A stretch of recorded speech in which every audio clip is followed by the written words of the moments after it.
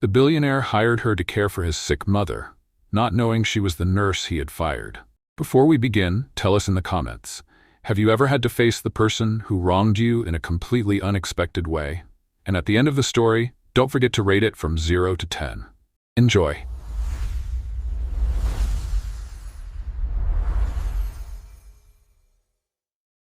Julian Davenport treated life like a hostile takeover. Every person was an asset or a liability. Every situation was a variable to be controlled. Every emotion was an inefficiency to be eliminated.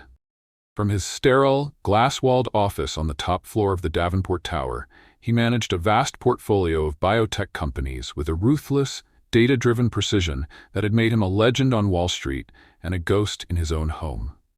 His latest problem, however, couldn't be solved with an algorithm. The problem was his mother, Eleanor. Since her stroke 6 months ago, Eleanor Davenport required round-the-clock, highly skilled nursing care. But for Julian, finding the right caregiver was proving to be a logistical nightmare. He had been through 5 nurses in as many months. They were all technically competent, but none met his impossible standards. One was too chatty, creating auditory clutter. Another was emotionally over-invested, which he deemed unprofessional. The last one had been dismissed after he reviewed the household efficiency reports and determined her methods for patient repositioning were 12% slower than the industry benchmark.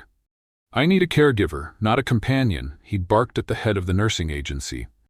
"I need someone who is efficient, discreet, and understands that this is a professional engagement, not a therapy session. Find me the best. I don't care what it costs." He saw his mother not as a person navigating the terrifying landscape of her own failing body, but as a high-value asset that required optimal management. His love for her was buried so deep beneath layers of grief and control that it manifested as a cold, demanding perfectionism. Across town, in a small, third-floor walk-up apartment that always smelled faintly of old books and chamomile tea, Sophia Rossi was staring at her own set of bleak data points. Her bank account was dwindling, a stack of bills was growing, and her career as a highly skilled palliative care nurse had been unceremoniously terminated 3 months prior. She remembered the day with a clarity that still felt like a fresh wound. She had been the head nurse on a specialized care wing at a private hospital, a hospital that had recently been acquired in a hostile takeover by Davenport Biotech. 2 weeks after the acquisition, a team of efficiency consultants had swept through. They never spoke to the nurses or the patients. They just looked at spreadsheets. The result was a cold, impersonal email. "As part of our strategic restructuring to optimize operational efficiency, your department is being eliminated. Your position is terminated, effective immediately." Just like that. A decade of her life, a decade of holding hands, of comforting families, of providing dignity to the dying, had been reduced to a single, bloodless line item. She was a number, a data point that had been deleted from a spreadsheet by a CEO she had never even met. The name on the bottom of the memo, however, was one she would never forget: Julian Davenport. The loss had been more than financial. It was a blow to her soul. Nursing wasn't just her job, it was her calling. Now, she was overqualified for basic caregiver roles and blacklisted from other hospitals, the restructuring a stain on her otherwise perfect record. It was on a gray Tuesday morning, as she was scrolling through job listings with a growing sense of despair, that she saw it. A discreet, anonymous ad on a high-end caregiver placement site, seeking a highly skilled, compassionate, and discreet private nurse for a prominent Chicago family. Excellent compensation. Ironclad NDA required. There was no name, no address, just a blind post office box number. It was a long shot, but the words compassionate and highly skilled called to a part of her she thought was dormant. Without much hope, she sent in her resume, omitting the name of the hospital that had laid her off, and simply listed her years of experience and her qualifications. 2 days later, she got a call. The interview was at the Davenport Tower. Her heart sank. It was his company, but the interview wasn't with him. It was with a third-party agency in a different part of the building. And the pay was too good to ignore. Enough to pay off her debts and finally get her own small practice started. She decided to go, a small, cold knot of dread and determination in her stomach. The interview was a series of sterile, professional evaluations. Her skills were tested, her references checked, her knowledge of advanced care techniques scrutinized. She passed every test with flying colors. The final interview, she was told, would be with the client himself. She was led up to the penthouse floor. The silence was absolute, the air crisp and cold. She walked into Julian Davenport's office and found him standing by the window, his back to her, looking out over the city like a king surveying his domain. "Miss Rossi," he said without turning around, "your qualifications are exemplary. Your references speak of an unparalleled level of skill and professionalism." "Thank you, Mr. Davenport," she said, her voice steady, her heart hammering against her ribs. He finally turned to face her. His eyes, a cold, piercing gray, swept over her, assessing her not as a person, but as a potential acquisition. There was no flicker of recognition. Of course not. To him she had never been a person. She had been a line on a spreadsheet, a redundancy, in a department he had never visited. To him, she was a stranger. "My mother's health is my top priority," he said, his tone clipped and all business. "Her previous caregivers have failed to meet my standards. They were inefficient, overly familiar, and lacked the necessary emotional detachment. I require a professional who understands that caregiving is a science, not an art." Sophia felt a flare of anger, but she pushed it down. "I understand," she said, her voice a perfect mask of calm professionalism. "Patient care requires both clinical precision and profound empathy. One without the other is incomplete." He seemed to approve of her answer. "Your duties will be to manage her medical regimen, coordinate with her team of specialists, and ensure her environment is stable and orderly. You will report to me directly with a daily progress summary. There will be no emotional clutter. Is that clear?" "Perfectly clear," she said. "Good," he said, turning back to the window as if the interview was over. "You're hired. You'll start tomorrow." Sophia walked out of the office, her body trembling slightly. She had done it. She was in. She was now the private nurse to the mother of the man who had destroyed her career, and he had absolutely no idea. She wasn't sure if this was a tragic irony or the most perfect unexpected opportunity for a quiet kind of justice. Her first day at the Davenport mansion was like stepping onto another planet. The house was a masterpiece of minimalist architecture, a place of glass, steel, and a silence so profound it felt like a physical presence. The staff moved with a hushed efficiency, speaking in low tones, their faces carefully neutral. It was a house without a soul. Sophia's first priority was Eleanor. She found her in a sun-drenched room on the second floor, sitting in a state-of-the-art wheelchair, staring out at the perfectly manicured garden. Eleanor Davenport was frail, her body weakened by the stroke, but her eyes were sharp, intelligent, and filled with a deep, weary sadness. "You must be the new one," Eleanor said, her voice a soft, raspy whisper. "Let's see. Number 6, is it? I'm losing count." Sophia smiled gently. "My name is Sophia Rossi," she said, kneeling beside the wheelchair so they were at eye level. "It's a pleasure to meet you, Mrs. Davenport." Eleanor studied her face. "You have kind hands," she said, her gaze dropping to where Sophia was resting her hands on the arm of the chair. "And sad eyes. A dangerous combination." Sophia was taken aback by her directness. I'm a nurse. I'm here to help you." "Are you?" Eleanor asked, a flicker of something sharp in her eyes. "Or are you here to help my son feel like he's in control of something he can't control?" In that single sentence, Sophia understood Eleanor more than she had understood Julian in their entire interview. This was a woman who was trapped not just in her body, but in her son's suffocating, well-intentioned prison of order. Over the next few days, Sophia implemented her own quiet revolution. She didn't just administer medicine and check vitals. She brought in small, fragrant pots of lavender to place by Eleanor's bedside. She found a collection of old jazz records, Eleanor's favorite, she learned from a longtime housekeeper, and played them softly during the afternoons.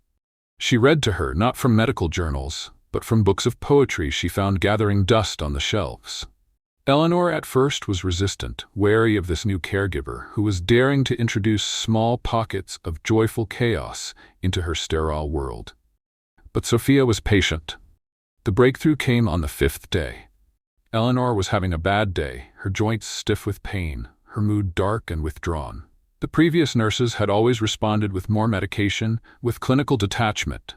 Sophia did something different. She gently began to massage Eleanor's gnarled arthritic hands, her touch firm but incredibly gentle. She worked in silence, her full attention on the simple human act of easing another's pain. "Where did you learn to do that?" Eleanor asked, her voice raspy after several long, silent minutes.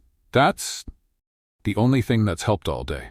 I learned it at a place that believed caring for a patient meant caring for the whole person, not just the disease," Sophia said softly.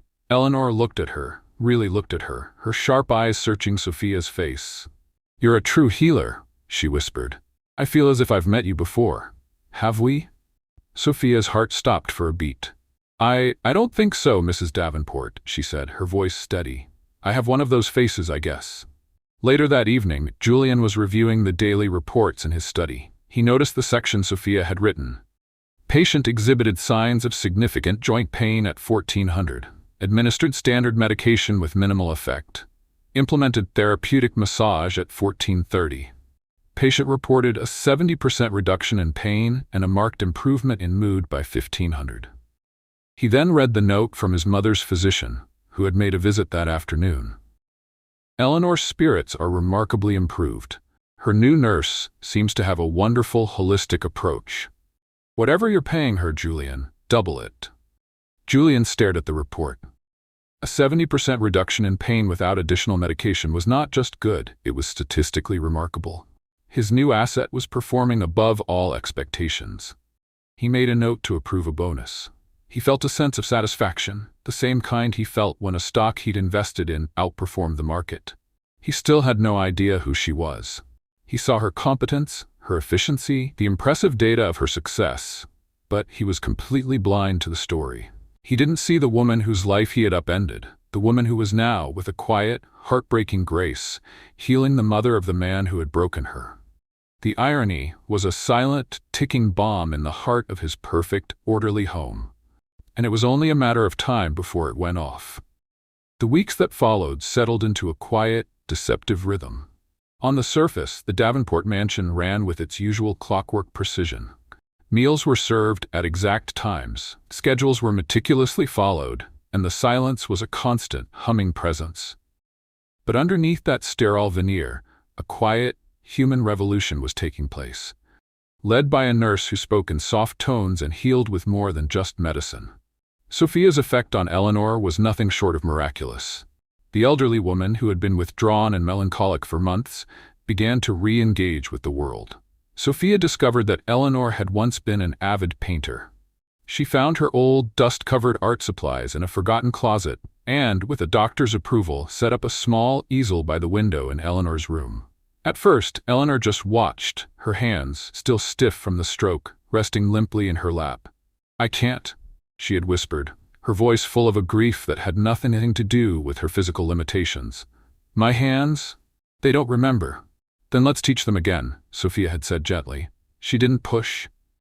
She simply placed a thick paintbrush in Eleanor's hand and, for days, helped her make simple, abstract strokes of color on a canvas. They were just splotches of blue and yellow and green, but for Eleanor, they were a reclamation of a part of herself she thought was lost forever. One afternoon, Julian walked past his mother's room and stopped, frozen in the hallway. He heard a sound he hadn't heard in years. His mother was laughing.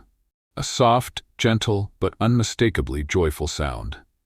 He peeked inside and saw her sitting at the easel, a streak of blue paint on her cheek, as she and Sophia debated whether a cloud they were painting looked more like a sheep or a very grumpy dragon. He didn't go in. He felt like an intruder on a sacred, private moment. He just stood there, his carefully constructed world tilting on its axis. He had hired the best doctors, the best therapists, the best of everything. He had filled his mother's room with the most advanced medical technology. But it was a quiet nurse with a gentle touch and a box of old paints who had finally managed to bring his mother's smile back. The thought was both a profound relief and a sharp, unsettling blow to his ego. Sophia's influence spread beyond Eleanor's room. She started leaving small, fragrant bouquets of herbs from the garden on the kitchen counter. She befriended the stoic, silent chef by discovering his secret passion for baking and leaving him a rare old cookbook on French pastries she'd found in a second-hand bookstore. The house, once a place of silent, efficient service, began to feel a little more like a home. There was the smell of fresh bread in the air, the sound of soft jazz in the afternoons, the sight of a colorful, slightly messy painting drying on an easel.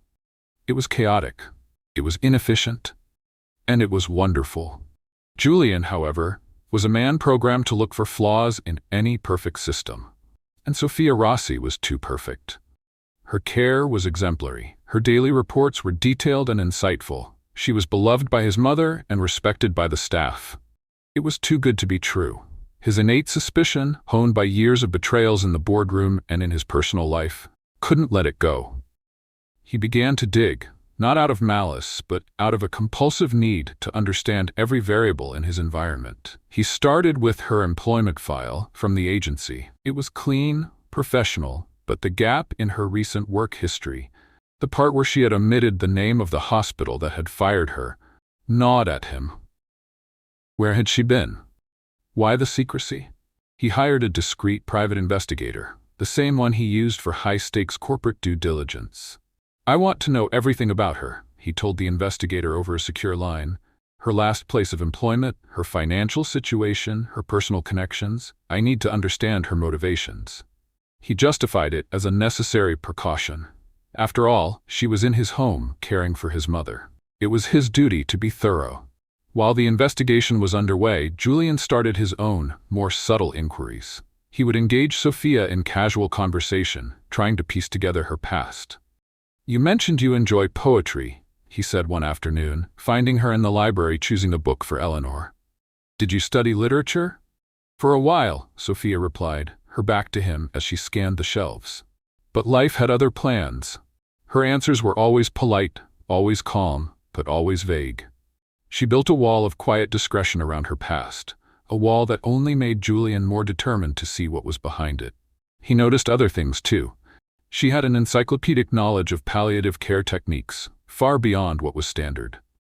She understood the nuances of complex drug interactions and could discuss patient care plans with his mother's specialists with an authority that surprised them. "Your nurse is remarkable, Julian," Dr. Evans had told him after a visit. "Her insights are on par with a senior resident. Where did you find her?" "She came highly recommended," was all Julian would say, but the question echoed in his mind. The first report from the investigator came back a week later. It was mostly biographical data, confirming what he already knew. But there was one new, interesting piece of information. Sophia Rossi had a younger brother, Leo, who was in his final year of a prestigious music conservatory, a very expensive school. According to the school's financial records, his tuition was being paid for in full, on time, every semester. Julian frowned. A nurse's salary, even a high one, could barely cover the cost of living in Chicago, let alone the astronomical tuition of a top-tier conservatory. Where was the money coming from? The old, ugly suspicion began to creep back in. Was she being paid by someone else? Was she in his house for a reason other than caring for his mother? His mind, a machine built for worst-case scenarios, began to churn out possibilities. Was she a corporate spy from a rival biotech firm, trying to get access to his personal research? Was she a gold digger, a new, more subtle kind, who was playing a long game to win his mother's affection and a place in her will? The thought was distasteful, but in his world, it was not impossible. He decided to test her. He knew his mother's will was kept in the safe in his study. The safe was state-of-the-art, but he deliberately forgot to lock it one afternoon, leaving the door slightly ajar. He then asked Sophia to fetch a book from the study, a room she rarely entered. He watched from his security monitors, his heart a tight, cold knot. He saw her walk into the study. He saw her get the book. He saw her pause, her eyes flicking towards the open safe for a fraction of a second. He held his breath. This was it. The moment of truth. She looked at the safe, and then she did something he never expected. She walked over, closed the heavy steel door until it clicked shut, and then she walked out of the room with the book, without a second glance. He stared at the monitor, a wave of shame washing over him. He had set a trap for her, and she had walked right past it, not out of fear of being caught, but out of a simple, innate decency. He felt small, petty, but the questions remained. The brother's tuition, the gap in her resume, the quiet, unreadable sadness in her eyes. He couldn't let it go. The final piece of the puzzle arrived a few days later in a sealed envelope from his investigator. It was the report on her last place of employment. Julian opened it, his hands not quite steady. Subject: Sophia Rossi. Last known professional position: head nurse, palliative care wing, St. Jude's Mercy Hospital. Employment terminated 3 months ago. Julian's blood ran cold. St. Jude's Mercy Hospital. It was one of the first and most respected palliative care facilities in the country. It had also been one of his first and most brutal acquisitions. He remembered it all with a sickening clarity. The acquisition had been a classic Davenport takeover. He had bought the hospital, which was struggling financially, with the promise of preserving its mission. Then, he had sent in his efficiency team. They had analyzed the numbers, the spreadsheets, the data, and they had come to a cold, logical conclusion. The palliative care wing, the heart and soul of the hospital's original mission, was a financial black hole. It was inefficient. It spent too much time and too many resources on patients who, from a data-driven perspective, offered no return on investment. So he had signed the order. He had shut it down. The entire department, doctors, nurses, support staff, had been eliminated in his strategic restructuring. He had never seen their faces. He had never learned their names. They were just numbers on a page, a liability he had coolly and efficiently erased. He looked down at the report again, at her name, at the date of her termination. It was the same day he had signed the order. The truth hit him with the force of a physical blow. The woman who was so tenderly caring for his mother, the woman who had brought light and life back into his home, the woman whose quiet dignity and profound kindness had started to melt the ice around his own heart. She was one of them. She was one of the nameless, faceless people he had so casually discarded in his relentless pursuit of efficiency.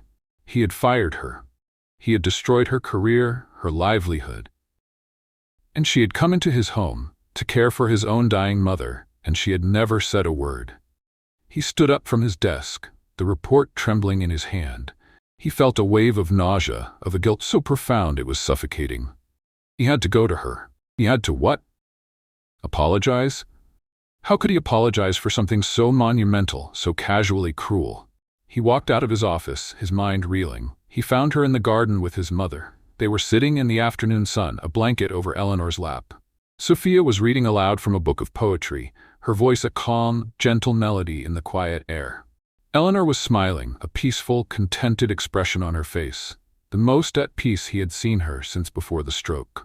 He stood there, hidden by the rose bushes, a coward in his own home. How could he face her? How could he look into those kind, sad eyes and admit that he was the architect of her pain, the faceless, ruthless CEO who had signed the order that had turned her life upside down? He watched as Sophia gently adjusted the blanket around his mother's shoulders. He saw the genuine, unforced tenderness in the gesture. She was not just performing a job. She was offering a gift of profound human connection, a gift to the mother of the man who had tried to take everything from her.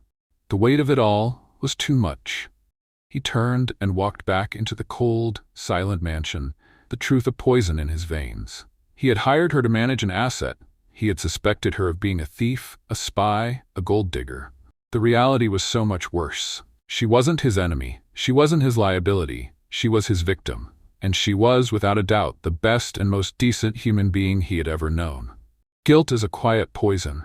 For Julian Davenport, it was a slow-acting toxin that seeped into every corner of his meticulously ordered life, corroding it from the inside out. He couldn't eat. He couldn't sleep. The numbers on his spreadsheets, once a source of comfort and control, now seemed to mock him, each decimal point a tiny, silent accusation.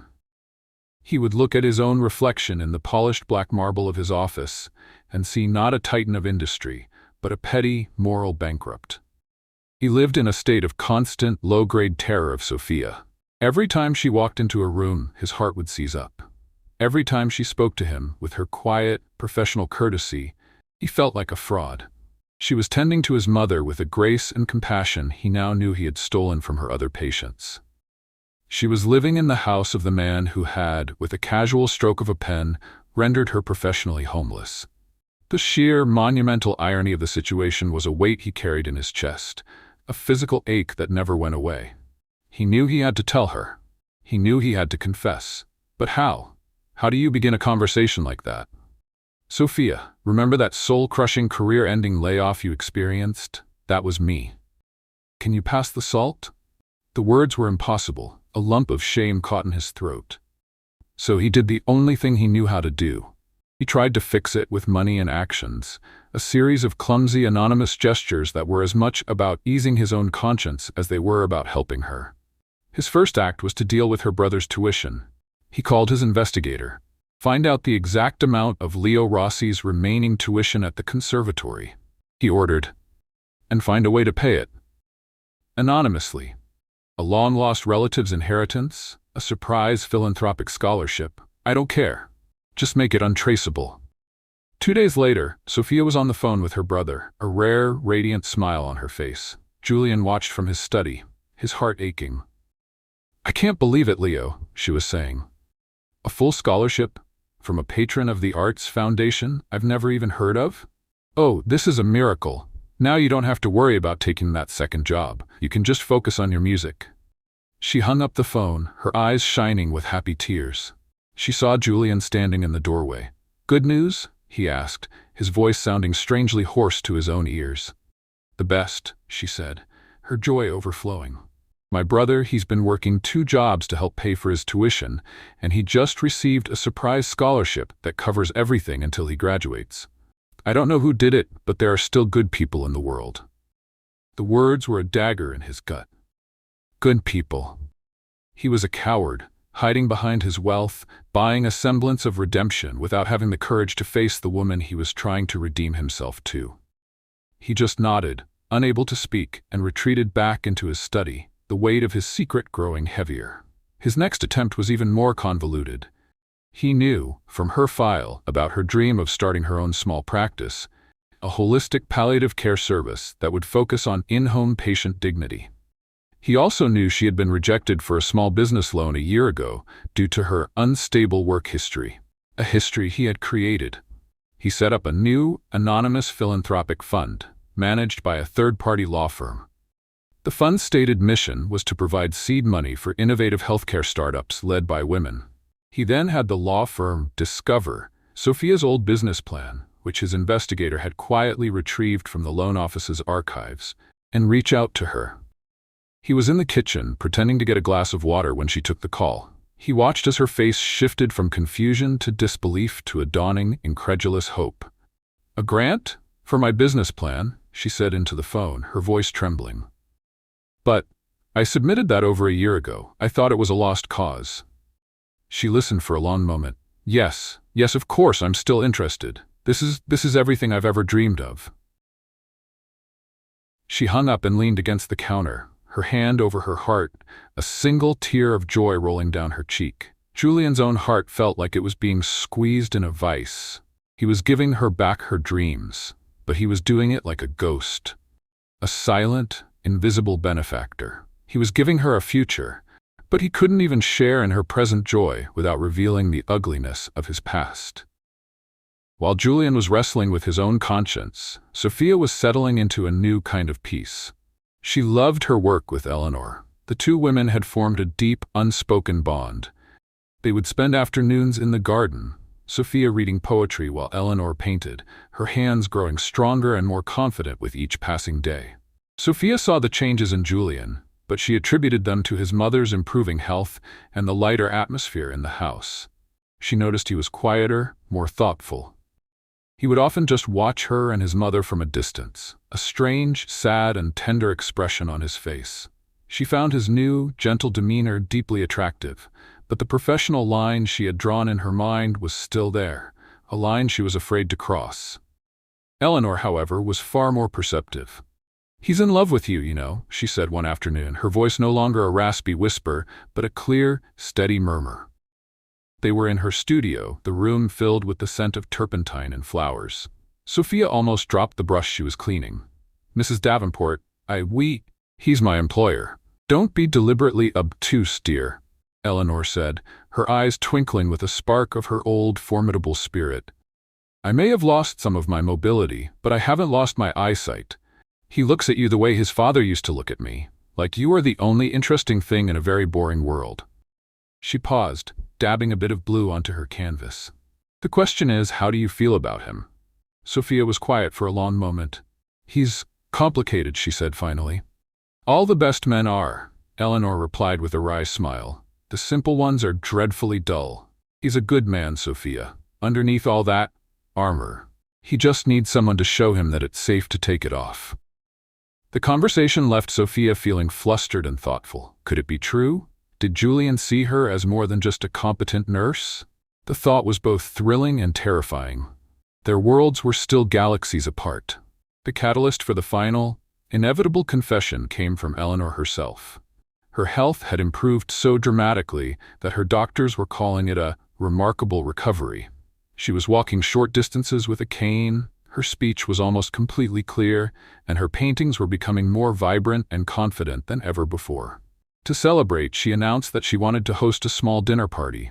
Just a few old friends, she told Julian. And Sophia, of course. She must be the guest of honor.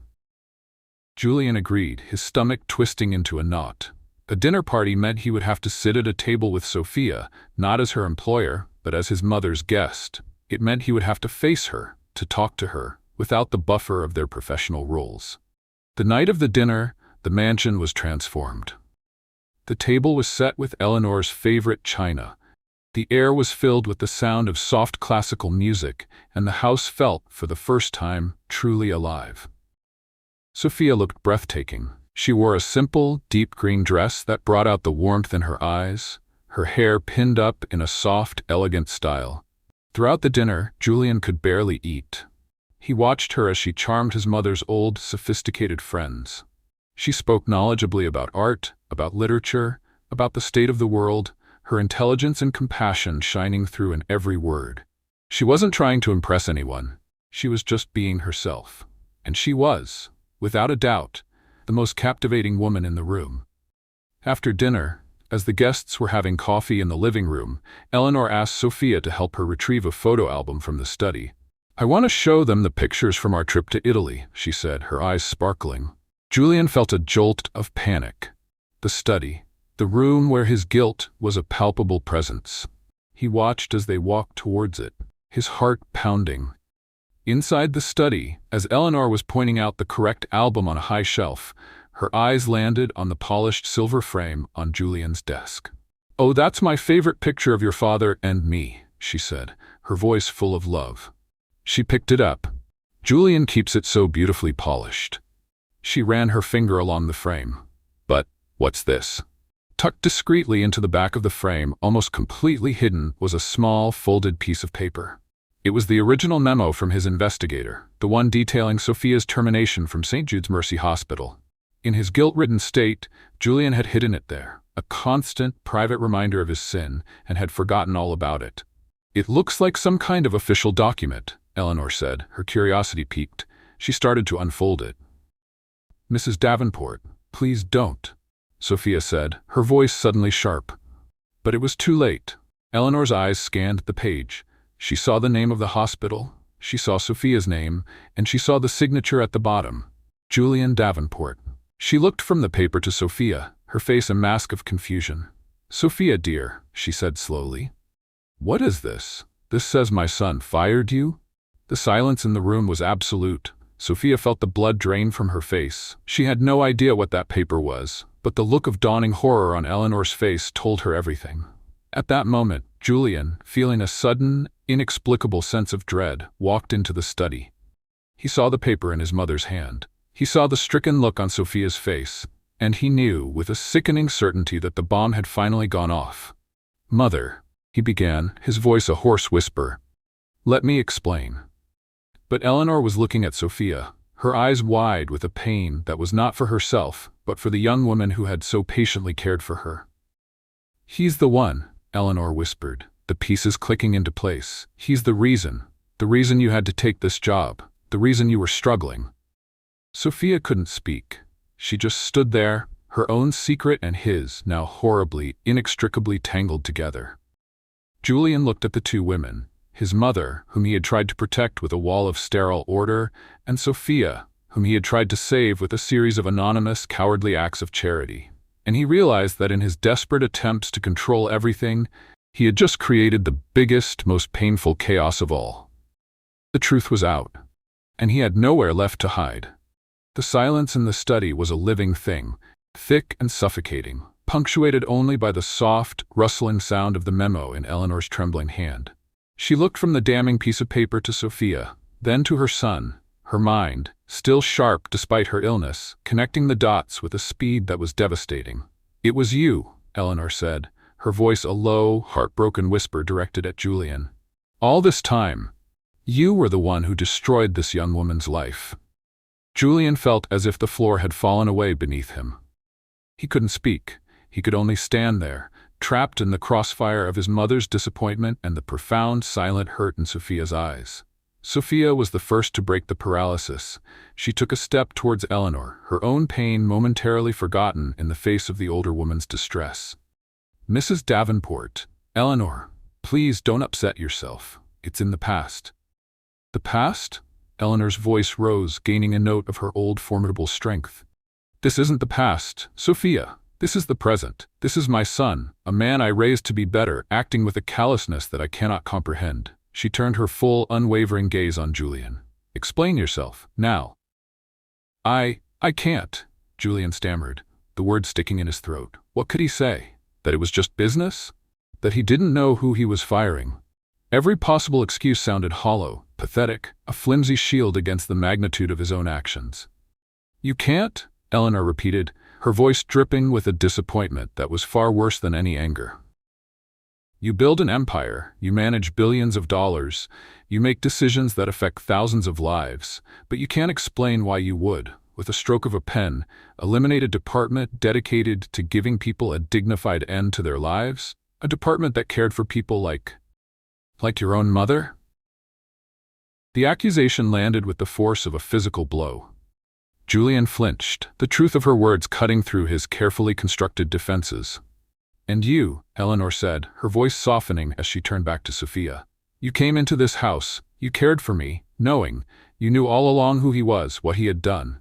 Sophia nodded, unable to meet her eyes. "Yes. Why didn't you say anything?" "What would I have said?" Sophia replied, a bitter sadness in her voice. "Your son is my employer. I needed the job. And besides, it wouldn't have changed anything." "It would have changed everything," Eleanor insisted. "It would have changed the way I see my own son." The weight of the moment was too much. Eleanor's face went pale, and she swayed slightly, her hand gripping the back of her reading chair for support. "Mother!" Julian cried, rushing forward. "I'm fine," she said, waving him away, though her breathing was shallow. "Sophia, dear, would you help me back to my room? I feel very tired." Sophia shot a single, unreadable look at Julian before gently taking Eleanor's arm. "Of course," she said softly. Julian was left alone in the study, the silence now echoing with the ghosts of his own failures. He had not just hurt Sophia, he had hurt his mother. He had brought the cold, ruthless logic of his business world into the one place he should have kept safe, and it had poisoned everything. He sank into his desk chair, the architect of his own misery, surrounded by the ruins of his carefully managed life. For the next 2 days, the mansion was a fortress of cold, female solidarity. Eleanor refused to speak to him. She would communicate only through Sophia, her polite, clipped requests a constant, passive-aggressive reminder of his transgression. Sophia, in turn, treated him with a cool, distant professionalism that was more painful than any argument. She was his mother's nurse, nothing more. The quiet warmth, the shared jokes, the comfortable silences, they were all gone, replaced by a chasm of unspoken pain and mistrust. Julian was in purgatory. He was trapped in his own home, a pariah in the eyes of the 2 women who mattered most to him. He tried to apologize, to explain, but the words always died on his lips. He knew, with a certainty that was crushing, that he had broken something fragile and essential. He had not just broken Sophia's trust, he had broken his mother's image of him. He felt a desperate, clawing need to fix it. He went back to his old methods. He tried to solve the problem with money. "Sophia," he said, cornering her in the hallway one morning, "I want to give you a settlement for the loss of your job at St. Jude's, for the hardship it caused. Name a number, any number. I'll write the check." Sophia stopped and looked at him, And for the first time in days, he saw a flicker of her old fire in her eyes. It was the fire of pure, unadulterated anger. "Do you really think this is about money?" she asked, her voice dangerously quiet. "Do you honestly believe that you can just write a check and erase what you did?" I want to make amends," he stammered. "You don't make amends by throwing money at a problem, Julian," she said, the use of his first name a deliberate, sharp jab. "You make amends by facing the consequences of your actions. You make amends by being accountable." She shook her head, a look of profound disappointment on her face. "You haven't changed at all. You're still the same man who sees everything as a transaction." She walked away, leaving him standing in the hallway, the sting of her words more painful than any market loss he had ever endured. She was right. He had tried to buy her forgiveness, just as he had tried to buy her brother's future, her own dream. He didn't know how to do anything else. That evening, driven by a desperation he couldn't control, he tried a different tactic. He went to his mother's room. She was sitting by the window, sketching in a notebook, Sophia reading quietly in a nearby chair. "Mother," he began, "I have made a decision. I'm going to reopen the palliative care wing at St. Jude's. I'll fund it myself. I'll make it the best facility in the country, a testament to your values, to make things right." Eleanor didn't even look up from her sketching. "That's a wonderful gesture, Julian," she said, her voice cool and distant. "The hospital's board will be very pleased. It will be an excellent PR move for Davenport Biotech." "This isn't about PR," he insisted, his frustration mounting. "This is about doing the right thing." "Is it?" Eleanor finally looked at him, her eyes sharp and assessing. "Or is it another grand, empty gesture designed to make you feel better about yourself? Are you doing it for the patients? Or are you doing it to prove to Sophia and to me that you're a good person?" He had no answer, because he knew deep down that she was right. His grand gestures were not about true repentance. They were about damage control. They were about trying to manage the emotional fallout with the same strategic precision he used in his business dealings. "Until you understand the difference, Julian," his mother said, turning back to her sketchbook, "there is nothing more to discuss."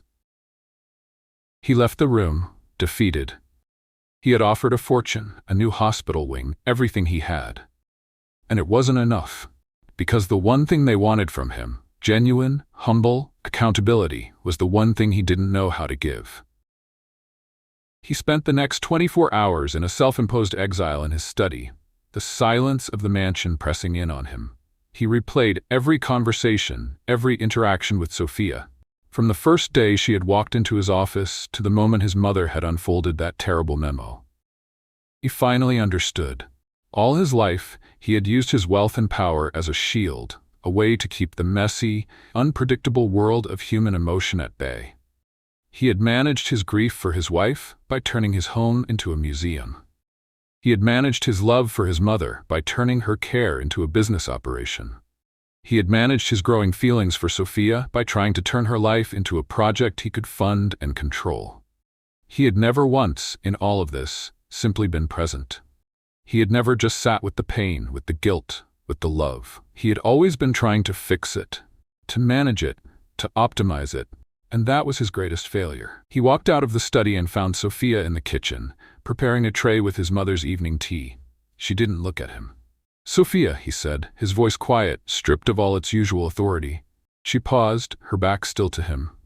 "I'm not here to offer you money," he began. "I'm not here to announce another grand project. I'm here." She slowly turned to face him, her expression wary. "I was wrong," he said, the words simple, unadorned, and more difficult to say than any apology he had ever made. "Not just for firing you, but for how I've treated you since the day you arrived. I saw you as a problem to be solved, as a project to be managed. I never just saw you." He took a hesitant step closer. "I hid behind my money. I hid behind my position. Because I was a coward. I was so afraid of feeling the pain of losing my wife again, of failing my mother, that I shut everything down. And in doing so, I almost lost the best thing that has ever walked into my life." He looked her straight in the eye, his own eyes shining with an unshed, vulnerable emotion. "I can't undo what I did. I can't erase the hurt I caused. All I can do is stand here, without my armor, without my checkbook, and tell you that I am profoundly, deeply sorry." and that I have fallen in love with you, Sophia Rossi. Not because you're a healer, or because you're good for my mother, but because you are the strongest, most decent, most truly alive person I have ever known." Sophia stood in the quiet kitchen, the scent of chamomile tea hanging in the air, and for the first time she saw him. Not the billionaire, not the CEO, not the man who had fired her. She saw Julian. A man who was just as broken, just as scared, and just as desperate for connection as she had once been. The tears that came to her eyes were not tears of anger or of sadness. They were tears of a deep, profound, and unexpected empathy. She saw his pain, his regret, his fumbling, clumsy, beautiful attempt at true repentance. "You know," she said, her voice a little shaky, a small, watery smile on her face, "for a man who claims to be a coward, that was the bravest thing I have ever heard." Sophia's words, a delicate bridge of acceptance in the quiet kitchen, did not magically erase the past. But they did open a door. The days that followed were a slow, tentative exploration of a new and fragile landscape. Julian's confession had not been an end, but a beginning. The start of the hard, unglamorous work of earning forgiveness. He understood, with a clarity that was new to him, that grand gestures were no longer the answer. Reopening the hospital wing or funding her business plan were actions born of guilt, attempts to fix a problem from a distance. True redemption, he was beginning to learn, was found in the small, consistent, everyday acts of being present. He started by simply showing up. He would join Sophia and his mother in the garden in the afternoons, not with a phone in his hand or a business problem on his mind, but just to sit with them. He learned to listen. He listened to his mother's stories of her youth, stories he had been too busy to hear for years. He listened to Sophia as she read poetry, allowing the words to wash over him without trying to analyze their meaning or meter. He learned the simple, profound art of sharing a space with the people you love. Eleanor, a shrewd and perceptive observer, watched this slow dance with a quiet, knowing approval. She saw the change in her son. The hard, brittle edges of his personality were softening. He was less the CEO, and more the man she remembered from long ago, the boy who used to have a surprisingly gentle touch with injured birds. She didn't interfere. She didn't push. She simply created a space where their tentative connection could grow. Sophia, for her part, was navigating her own complex emotions. Her heart had acknowledged Julian's sincerity, but her mind was still cautious. Trust, for her, was a delicate thing, a glass sculpture that had been shattered and was now being painstakingly glued back together, piece by piece. She watched him, she observed him, she tested him in small subconscious ways. One afternoon, the chef was having a personal emergency and had to leave unexpectedly. Julian's immediate, old instinct was to call the city's most expensive catering service. Or, Sophia suggested gently, we could just cook dinner. Julian looked at her as if she had suggested they build a rocket ship in the kitchen. Cook. I don't cook. I know, she said with a smile. I'll teach you. And so, the vast, state-of-the-art kitchen, usually the silent domain of a professional chef, was filled with the chaotic, joyful sounds of two people trying to make spaghetti bolognese from scratch. Julian was impossibly clumsy. He got flour on his expensive trousers, he chopped the onions into uneven, comically large chunks, and he nearly set a dish towel on fire. Sophia laughed so hard she had to lean against the counter for support. But he didn't give up. He listened to her instructions, he let her guide his hands, and by the end of the evening, they had produced a meal that was, by gourmet standards, a disaster, but by human standards, a triumph. They ate at the small kitchen island, not in the formal dining room, with Eleanor sitting between them in her wheelchair, a contented smile on her face. This is, Eleanor declared, after a thoughtful bite, the best meal I have had in this house in 10 years.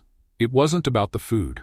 It was about the act of creation, the shared mess, the simple, beautiful chaos of a family making a meal together. For Julian, it was a revelation. He had spent his life outsourcing every aspect of his personal world. He was finally learning the profound satisfaction of doing things for himself, for the people he loved. But the ghosts of the past were not so easily banished. A few weeks later, a letter arrived. It was from the board of directors of St. Jude's Mercy Hospital. They were hosting a memorial service to mark the 1-year anniversary of the palliative care wing's closure. As a former head nurse, Sophia was invited to speak. The letter lay on the kitchen counter, a stark, white reminder of the world Julian had destroyed. Sophia stared at it, her face pale. "You don't have to go," Julian said immediately, seeing the pain in her eyes. "Yes, I do," she said, her voice quiet but firm. "For my colleagues, for my patients, I owe it to them." "Then I'm going with you," he said without a moment's hesitation. She looked at him, surprised. "Are you sure? It's not going to be comfortable for you."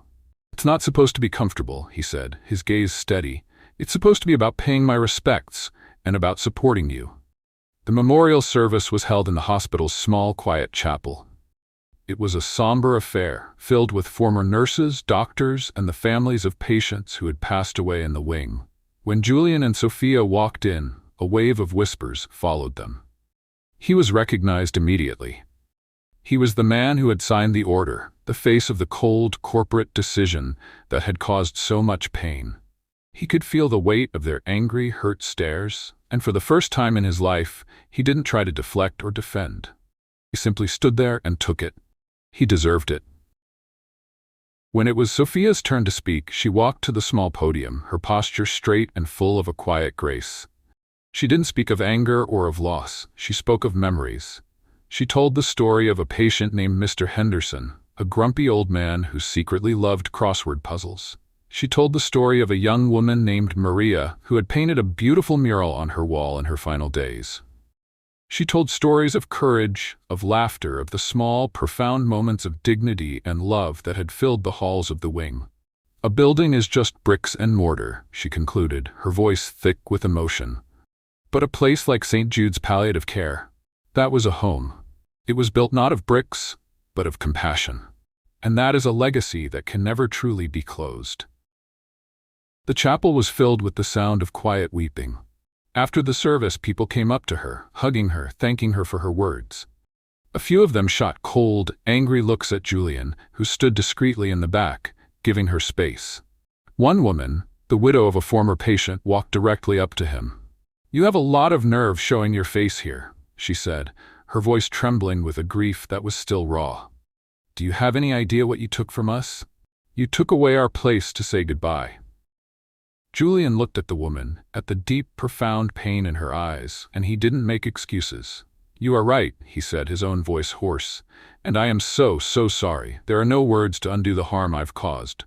I know that, but I am here today to listen and to learn." The woman stared at him, surprised by his lack of defensiveness, by the genuine remorse in his voice. She didn't forgive him, but she nodded, a small, almost imperceptible gesture, and walked away. Sophia had watched the entire exchange. She walked over to him. "That was hard," she said softly. "It was necessary," he replied. On the drive home, a comfortable silence settled between them. They had faced the biggest ghost of their past together. "You know," he said, as they pulled into the long driveway of the mansion, "you were wrong about one thing." "Oh, what's that?" "You said St. Jude's was a home that was closed, but you rebuilt it, right here." He gestured towards the mansion. "In this house, you brought that same compassion, that same dignity, here. To my mother, to me." She looked at him, her heart full. "I guess," she said with a small smile, "that some stories just find a new place to be told." That night, something shifted between them. The last of the barriers, the last of the hesitations, seemed to dissolve. After they had checked on Eleanor, who was peacefully asleep, they found themselves in the quiet, dimly lit library. "Julian," Sophia began, her voice a little shaky. "What are we doing?" He knew what she was asking. They were living in the same house, sharing their lives, their meals, their deepest vulnerabilities. They were, in everything but name, a couple. A family. He walked over to her and gently took her hands. "I am trying," he said, his voice a low, sincere murmur, "to be the man that you deserve. A man who is worthy of the incredible gift of your forgiveness and your love." He looked at her, his heart in his eyes. "I love you, Sophia Rossi. I know I have said it before, but I have never meant it more than I do in this moment. You have healed this house, you have healed my mother, and you have healed me." "I love you too, Julian," she whispered, the words finally feeling safe, finally feeling right. "I think I have for a very long time." He leaned in and kissed her. It was not a kiss of frantic passion or of desperate confession. It was a kiss of profound, peaceful certainty.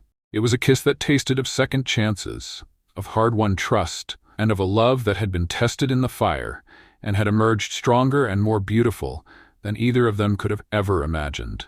They were no longer defined by the past, by his mistake or her pain. They were defined by this, by the quiet, steady, and unbreakable love they had built together, one small, courageous, and compassionate step at a time. To the outside world, Julian Davenport's transformation was a subject of intense speculation. The once ruthless shark of Seattle was now being photographed at charity events, not just writing checks, but actually talking to people, smiling. Financial reporters wrote think pieces about his new, softer approach to business. His rivals whispered that he had lost his edge. But those inside his world, the staff at the mansion, the employees at Davenport Biotech, they knew the truth. He hadn't lost his edge. He had found his soul, and her name was Sophia Rossi. Their love, once a secret, fragile thing, was now the quiet, steady engine that powered their lives. They were a team, a partnership that extended from the intimate corners of their home to the highest floors of the Davenport Tower. Julian's first act as a changed man was a public one. He called an emergency meeting with the board of directors of St. Jude's Mercy Hospital. He walked into the room where he had once been a conqueror, but this time he came as a supplicant. "Gentlemen," he began, his voice clear and steady. "2 years ago, under my leadership, this company made a decision to close the palliative care wing of this hospital. It was a decision based on data, on efficiency, and on a complete and utter failure to recognize the value of human dignity." He looked each board member in the eye. "I am here today to announce that Davenport Biotech will be fully funding the rebuilding and reopening of that wing. It will be a state-of-the-art facility, and it will be named the Eleanor Davenport Center for Dignified Care, in honor of my mother, whose own journey has taught me the profound importance of compassion." The board was stunned into silence. The project would cost millions, a significant cut into the company's profit margin. But there was a new authority in Julian's voice, one that was not based on power, but on conviction. The proposal was unanimously approved. Sophia was the one he asked to lead the project, to be the liaison between the foundation and the hospital. It was a role she was born for. She worked with the architects, the doctors, and the families, ensuring that the new center was not just a medical facility, but a sanctuary. Their life together was a beautiful blend of purpose and domesticity. He would come home from a day of intense negotiations to find her and his mother in the garden, their hands covered in dirt, laughing as they tried to figure out why their tomato plants were refusing to grow. She would come home from a long day of meetings at the hospital to find him in the kitchen, a cookbook open, a determined frown on his face, attempting to master the art of making her favorite soup. It was on one of these quiet, ordinary evenings that Sophia's brother, Leo, came for dinner for the first time. He was a talented, sensitive young man, and fiercely protective of his sister. He arrived at the mansion looking deeply skeptical, his eyes assessing Julian with the critical gaze of a border guard. The dinner was, at first, a little tense. Leo answered Julian's questions with polite one-word answers. But then Julian did something unexpected. "Leo," he said, after a lull in the conversation, "Sophia told me you're a musician, a cellist." "Yes," Leo said, surprised. "My wife," Julian began, his voice softening at the memory, "was a classically trained pianist. We used to have a music room. It hasn't been used in years." He looked at Leo. "After dinner, would you do me the honor of playing something?" The request was so genuine, so full of a quiet, vulnerable respect, that Leo's defenses began to crumble. After dinner, Julian led them to a beautiful soundproofed room with a grand piano at its center. He had already had a cello, a magnificent antique instrument, brought in and placed in the corner. Leo sat down. His apprehension melting away as he held the instrument, he began to play. A sad, beautiful, achingly sweet piece by Bach.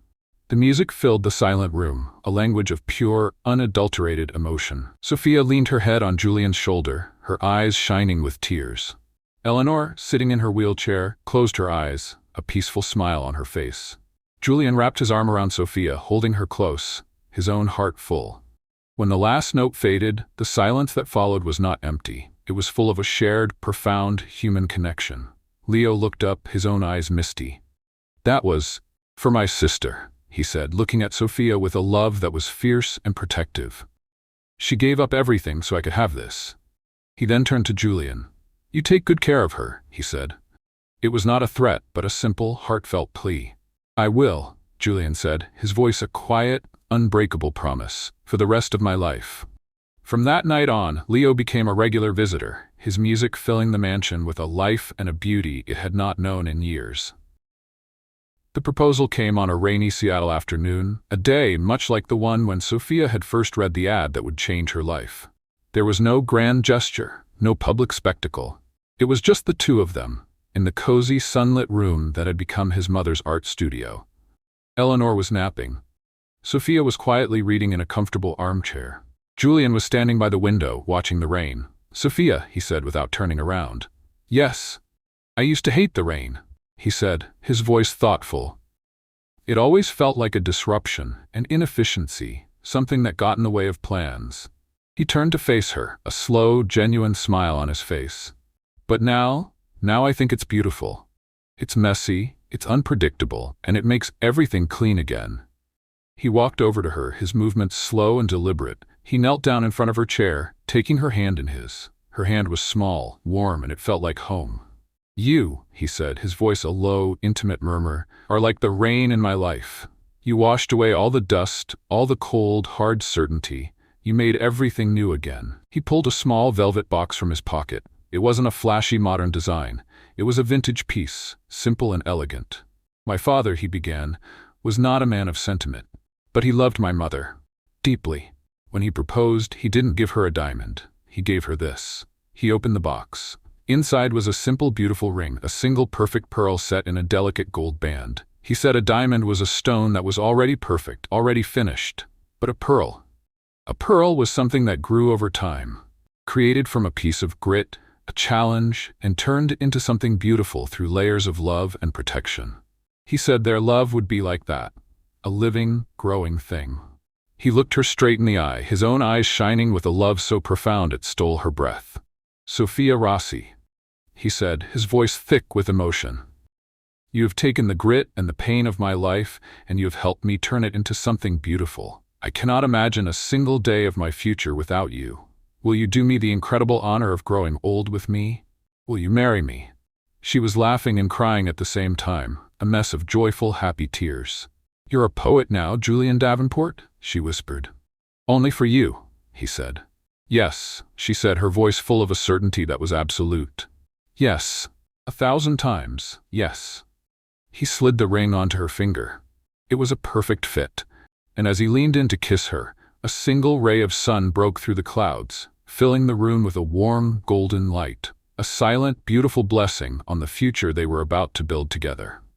Their wedding was a quiet affair, held in the garden of the mansion, the same garden where Sophia and Eleanor had spent so many peaceful afternoons.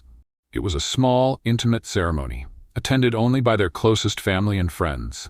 Leo played the cello, his music a beautiful, soaring soundtrack to their vows. Eleanor, her face a picture of pure joy, served as the official witness. They didn't promise each other a perfect life. They promised something far more real.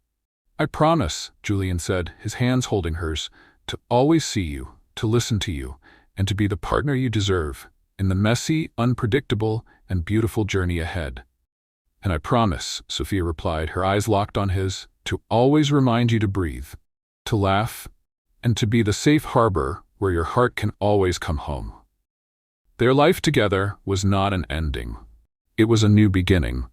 They didn't just build a family, they built a legacy. The Eleanor Davenport Center for Dignified Care became a beacon of hope, a model for compassionate healthcare that changed the way the entire industry viewed palliative care. The scholarships and grants they had anonymously funded were formalized into the Rossi Davenport Foundation for Second Chances, an organization dedicated to helping people who, like Sophia and her brother, had the talent but lacked the opportunity. They raised their children. 2 more came after the first, in a home that was filled not with the silence of grief, but with the loud, joyful, chaotic sounds of a family that was deeply, truly, and beautifully alive. Julian never lost his business acumen, but it was now tempered with a profound sense of purpose. Sophia never lost her compassionate heart, but it was now amplified by the resources to turn that compassion into real, tangible change in the world. One evening, years later, they were sitting on the porch of their home, watching their own children play in the garden. "Do you ever think about it?" he asked, taking her hand. "The day you walked into my office for that interview?" She smiled, a slow, contented smile. "Sometimes," she said, "I think about the terrified young woman I was and the cold, sad man you were." She leaned her head on his shoulder. "It's a good story." "Yes," he said, kissing the top of her head. "It is." He looked out at their life, at the legacy they had built, at the family they had created. "But you know what?" "What?" "I think," he said, his voice full of a quiet, happy certainty, "that the best part is still to come." The wedding was not the end of their story. It was the moment their two separate narratives officially merged into one. The life they built in the aftermath was a quiet, daily practice of the vows they had made. A testament to the idea that love isn't a destination, but a continuous act of creation. The first thing they did as a married couple was to formally dissolve the anonymous foundations and scholarships Julian had created in his guilt. In their place, they launched the Rossi Davenport Initiative, a new kind of philanthropic organization. It wasn't just about writing checks. It was about building partnerships. Sophia, as the executive director, used her innate understanding of community needs to identify grassroots organizations that were doing incredible work but lacked the resources to scale. Julian, as the chairman of the board, used his business acumen to provide them not just with funding, but with strategic guidance, mentorship, and access to his vast network. Their first major project was a collaboration with St. Jude's Mercy Hospital. They didn't just rebuild the palliative care wing, they revolutionized it. Guided by Sophia's vision, the Eleanor Davenport Center for Dignified Care became a national model. It included not just state-of-the-art medical facilities, but also art and music therapy programs, beautiful gardens for patients and families, and comprehensive support services that treated the entire family, not just the patient. Sophia would spend 3 days a week there, not in an administrative office, but on the floor, talking to patients, training new nurses in her compassionate care model, her presence a constant, reassuring beacon of hope. Julian, in turn, underwent his own professional revolution. He remained the CEO of Davenport Biotech, but he was a different kind of leader. He started a company-wide empathy initiative, a program designed by Sophia, which trained managers to see their employees as whole people, not just as data points. He implemented policies that supported work-life balance, family leave, and mental health resources. His board, initially skeptical, was quickly won over by the results. Employee turnover plummeted, and innovation soared. The company became known not just for its profitability, but for its humanity. Their home, the once cold mansion, was now a constant hub of warmth and life. Leo, Sophia's brother, became a permanent fixture. He was in his final year at the conservatory, and the mansion's music room became his personal practice space. The sound of his cello, once a somber echo of the past, was now a joyful, vibrant soundtrack to their daily lives. He and Julian formed an unlikely deep friendship, bonding over a shared love for history and a mutual, profound adoration for Sophia. Eleanor, in her final years, experienced a period of peace and joy she had thought was lost to her forever. She spent her days painting in her sunlit studio, surrounded by her son, her daughter-in-law, and her growing number of grandchildren. Her hands, once stiff and useless, were now steady, her canvases filled with the vibrant, hopeful colors of her new life.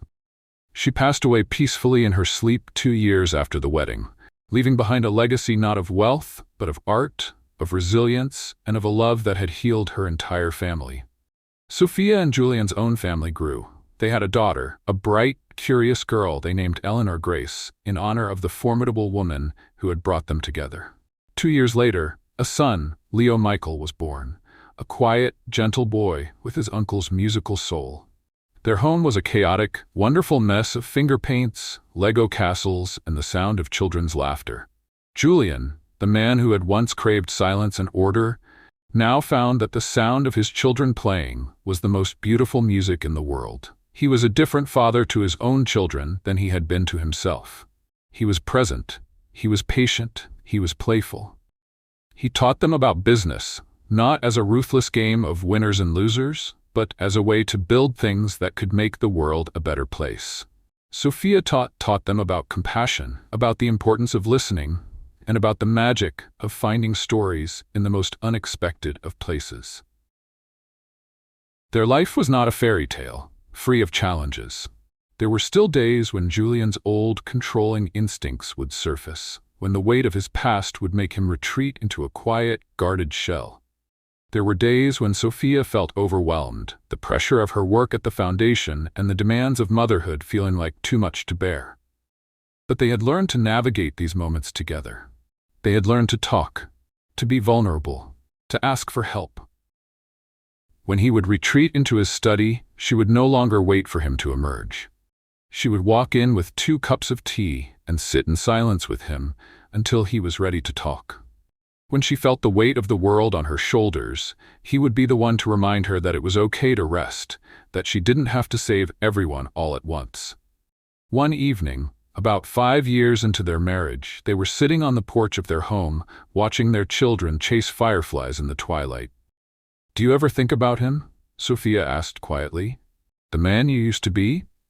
Julian was silent for a moment, watching his daughter Ellie do a clumsy, joyful cartwheel on the lawn. "Sometimes," he admitted, "I think of him as a stranger, a very wealthy, very successful, and profoundly lonely stranger.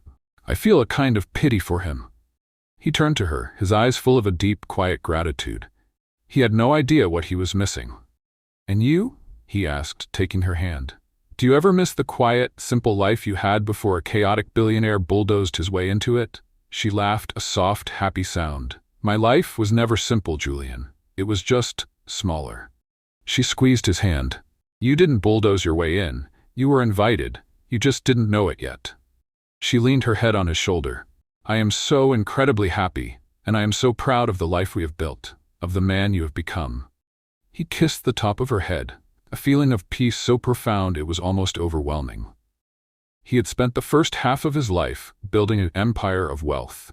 He had spent the second half with her building a legacy of love. And he knew, with a certainty that was as solid and as real as the family they had created, which one would truly last. The world knew them as the Rossi Davenport power couple, the philanthropists who were changing the face of corporate responsibility. But here, on this quiet porch, in the fading light of a summer evening, they were just Julian and Sophia. 2 people who had found in each other's broken pieces a more beautiful, more resilient whole. Their story had started with a lie, with a mistake, with a wound. But it had become a testament to the enduring transformative power of forgiveness, of second chances, and of a love that was brave enough to heal. 10 years. A decade had passed since the day Sophia Rossi had walked into the Davenport Tower for an interview she almost didn't take. The world had changed. They had changed. Their life was a rich, sprawling tapestry, woven with threads of joy, challenge, and a deep, abiding love. The Eleanor Davenport Center for Dignified Care was now a renowned institution, a place where families from all over the country came not just for treatment, but for a new model of compassionate, holistic care. Sophia was no longer just its director, she was its soul, a nationally recognized advocate for patient dignity. She had written a best-selling book, The Science of Empathy, which had become required reading in nursing schools across the country. The Rossi Davenport Initiative had grown beyond their wildest dreams. It had funded hundreds of startups, provided thousands of scholarships, and had become a powerful force for social change. Julian had found his true calling, not as a ruthless CEO, but as a mentor. He spent his days guiding a new generation of entrepreneurs, teaching them that it was possible to build a successful business without losing your humanity. Their own children were thriving. Ellie, now a bright, inquisitive 10-year-old, had her mother's compassionate heart and her father's strategic mind. Leo Michael, at 8, was a quiet, gentle soul, a talented cellist just like his uncle. The Davenport mansion, once a cold, silent museum, was now a loud, chaotic, and joyful home. Its walls covered in finger paintings, its hallways echoing with the sound of music and laughter. One crisp autumn afternoon, they found themselves back where it all began, in a way. They were at St. Jude's Mercy Hospital, but not for a memorial service. They were there for a celebration. The hospital was dedicating a new music therapy room, funded by their foundation, in honor of Sophia's brother, Leo, who had become a celebrated concert cellist and a passionate advocate for the healing power of music. As they stood in the back of the crowded room, watching Leo play for a group of young patients, Julian leaned over to Sophia. "Look at him," he whispered, his voice full of pride. "Your brother. He's incredible." "He always was," Sophia said, her eyes shining. "The world is just finally catching up." After the ceremony, they were walking through the familiar hallways of the hospital when they passed the chapel where they had attended the memorial service all those years ago. On an impulse, they stepped inside. The chapel was empty, the afternoon sun streaming through the stained glass windows, painting the pews in jewel-toned light. They sat in the front row, the same one where the grieving widow had confronted Julian. The memory was a faint, distant echo, the pain long since replaced by a deep, quiet peace. "Do you ever think about that day?" Sophia asked softly. "Every day," he admitted. "It was the day I truly understood the weight of my own actions. The day I realized that my life had been a series of calculations and that I had gotten the most important equation of all completely wrong." He turned to her, his hand finding hers in the quiet of the chapel. "And it was the day I knew, without a doubt, that I couldn't live without you. You were so brave that day," she said, "to stand there and listen, to not make excuses." "You taught me that," he said. "You taught me that real strength isn't about never falling, it's about having the courage to get back up and be accountable." They sat in comfortable silence, their shared history a warm, solid presence between them. It was a history of pain and forgiveness, of mistakes and redemption, of a love that had been strong enough to heal not just their own wounds, but the wounds of so many others. Later that evening, they were at home, sitting by the fireplace, a rare quiet moment after the children were asleep. "I found something today," Julian said, pulling a small, worn, leather-bound book from his briefcase. "I was going through some of my mother's old things, and I found her personal diary from the year before she passed." Sophia looked at him, her heart full of a gentle curiosity. "She wrote about you," he said, his voice a little shaky. He opened the book to a page marked with a faded ribbon. "Well, not you specifically, but about the kind of person she hoped I would one day find." He cleared his throat and began to read. "My Julian," his mother had written, her elegant script a ghostly echo from the past. "He is so much like his father. Brilliant, driven, and so afraid of his own heart. My greatest wish for him is not that he builds a great empire, but that he one day finds a woman who is brave enough to dismantle it. A woman who will not be impressed by his wealth or intimidated by his walls. A woman who will see the kind, gentle boy I still see, and who will teach him that the greatest legacy he can leave is not a company, but a life filled with love." He looked up at Sophia, his eyes shining with tears. "She was writing about you, Sophia," he whispered. "All those years ago she was dreaming of you." Sophia was speechless, tears streaming down her own face. She took the diary, her fingers tracing the faded ink of Eleanor's words. It was as if, across time and space, the woman she had so tenderly cared for was giving them her blessing. "We did it, Eleanor," Sophia whispered to the quiet room. "We healed him." Julian pulled her into his arms, and they held each other. A man and a woman who had found in each other the missing pieces of their own souls. Theirs was a love story that had been written in the stars long before they ever met. A story of two worlds colliding to create a new one. A story of a ruthless billionaire who had been saved by the quiet, unshakable power of a nurse's compassionate heart. Their future stretched out before them. A long, beautiful road filled with the promise of more children, more projects, more quiet evenings by the fire. They had learned that a true partnership was not about two perfect people coming together. It was about two imperfect people choosing, every single day, to heal, to grow, and to love each other, not in spite of their scars, but because of them. They had turned a story of loss and regret into a legacy of hope and healing.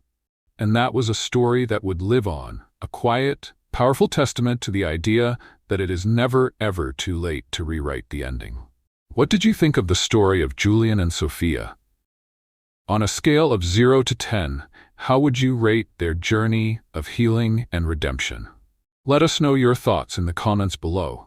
And for everyone who has stayed with us to the very end, who believes that compassion is the most powerful force in the world, please comment with the word legacy.